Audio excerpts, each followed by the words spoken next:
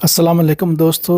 आज बात करते हैं कि 2025 में कुछ गवर्नमेंट ने टैक्स के सिस्टम में कुछ थोड़ी तब्दीली की है, तो सैलरी जो है वो बढ़ जाएंगी। अब किस हिसाब से बढ़ेंगी, आइए इस पर बात करते हैं। तो जो सैलरी है वो लोर्दो के हिसाब से, यानी लोर्दो का मतलब होता है टैक्स से पहले, और टैक्स के बाद जितने पैसे आपके अकाउंट में होते हैं तो उसे नेटो कहते हैं। तो हम इस वक्त बात कर रहे हैं कि आपकी सैलरी लोर्दो कितनी हो तो आपको कितने पैसे ज़्यादा मिलेंगे बूस्ते में।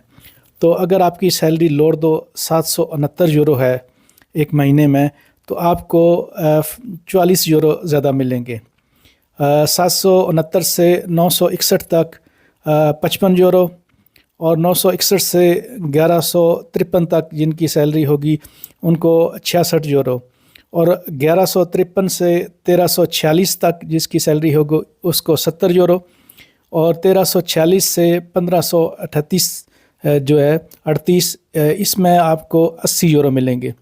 अच्छा, जिनकी सैलरी 1730 उसको 83, जिनकी सैलरी 1923 इनके दरमियान उसको भी 83, 2115 वाली सैलरी को भी 83, और 2307 लोर्दो उनको भी 83। तो इन सब 1730 से लेकर 2307 तक जिनकी सैलरी हैं उनके 83 यूरो ज़्यादा होंगे।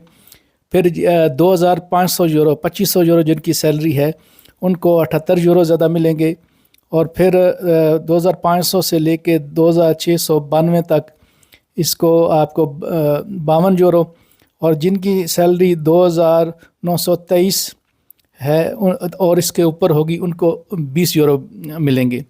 तो ये कुछ जिनकी सैलरियाँ कम हैं उनको ज़्यादा, और जैसे जैसे आपकी सैलरी ज़्यादा होगी कुछ में कम, तो एक सिस्टम है, उस हिसाब से उन्होंने कैलकुलेट किया है। तो ये एक अच्छी खबर है कि कम से कम थोड़ी बहुत कुछ ना कुछ चलो इजाफा हुआ है।